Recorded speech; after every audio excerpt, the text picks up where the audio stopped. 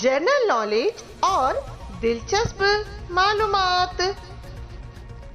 भारत का बाघ किसे कहा जाता है?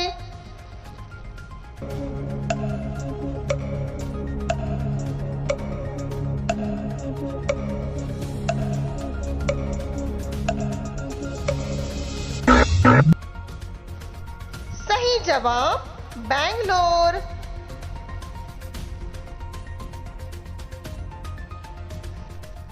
पहाड़ों की मलिका किस शहर को कहा जाता है?